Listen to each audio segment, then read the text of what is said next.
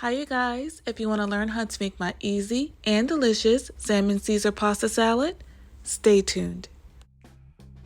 Alright, so the first thing I'm going to do is cook my pasta. I have some salted boiling water here and I'm using rotini pasta for this recipe. You just want to follow the box instructions on the amount of time to cook your pasta. You definitely don't want to undercook it, making it super al dente and hard to chew, and you don't want to overcook it when it's just kind of mushy and falling apart. While the pasta is cooking, I'm going to work on my bacon. So I have 6 slices of bacon here. I'm just going to cut them into bite-sized pieces and let that cook until the bacon is nice and crispy and golden brown.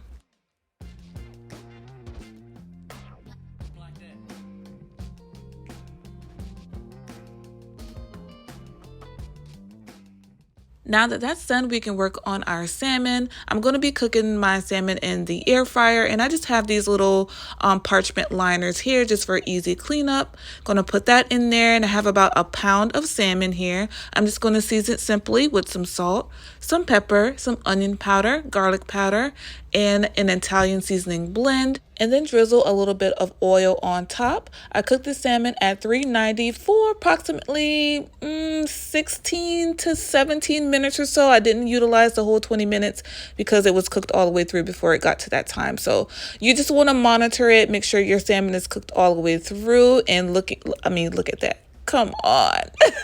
I mean, I could just eat the salmon just like that. No sides or nothing. Just the salmon. That's how good it was. But I'm just going to go ahead and break it up a little bit with my fork here. You can allow your salmon to cool down, but I prefer to do this recipe with the salmon hot so it can kind of meld everything together, kind of wilt the arugula and melt the cheese a little bit, okay? All right, y'all. Now it's time to put everything together. I have my pasta here. I'm going to go ahead and add my bacon just like so. Next, I'm adding some baby arugula. You can add whatever green you want, lettuce, spinach, kale. I mean, the world is your oyster. You can do whatever you want. I'm adding some croutons for some crunch. And then I'm adding a cheese blend here. This blend is one of my favorites. It has Asiago, fontina, provolone. Oh my gosh, it's just so yummy. I would highly recommend trying this if you haven't already done so. And then now we're going to go ahead and add in our cooked salmon.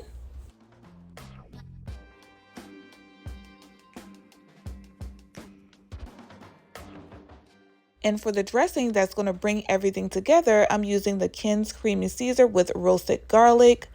Absolutely delicious, you guys. So this is how it looks before I went ahead and tossed everything together. So I just added a little bit of dressing to start off with, and then I'm just going to toss it and then add more as I go. This was a 9-ounce bottle, and I used roughly 8 ounces of this dressing, okay?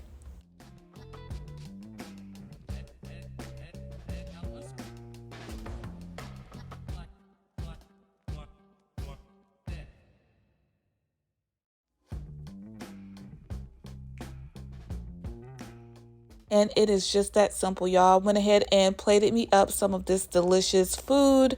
You guys, please try this recipe. It is so good. This is easily one of my family's favorite meals, and I love how versatile you can get with this recipe. Instead of salmon, you can use chicken. Instead of chicken, you can use shrimp. Instead of shrimp, you can use crab. Instead of crab, you can use pork. You can use whatever you want. I've listed different greens that you can use. You can switch out the cheeses and use maybe a goat cheese or a gourmet cheese. And y'all look, this didn't last at all. Oh my gosh. I hope you guys enjoyed this video. Let me know what you think about it in the comments below. If you do try this recipe, I hope you thoroughly enjoy it. And I would even love to hear different variations that you guys have come up with. Once again, I love you guys so much, and I thank you for watching. And I will see y'all on the next one. Until then, bye.